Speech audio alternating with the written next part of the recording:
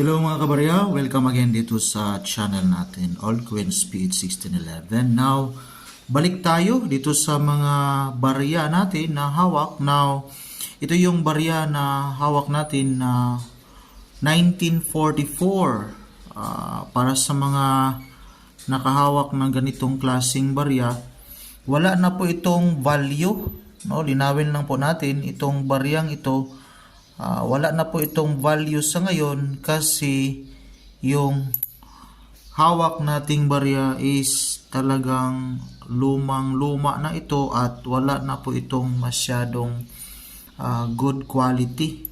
Ito yung mga barya na hawak natin. So, ito yung mga iba't ibang klase na barya. Dati kasi, sa pagkakaalam ko, ginamit ito na sa sugal. So sa mga Bisaya may alam, ginamit ito sa sugal na hantak.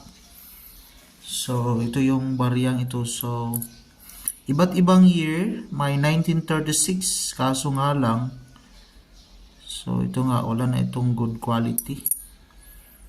So ito yung 1936. Isa naman di na klaro, 1928 yata to. So again, wala na po itong value sa ngayon. 1944. Yung mga barya lang kasi na may good quality, yun yung may higher na value, lalo na pag may katagalan na yung barya is may good value yun. Pero kagaya sa hawak nating barya, although old na ito, luma na ito, pero again, hindi na halos klaro itong man sitting. So, at saka yung Mayon Volcano.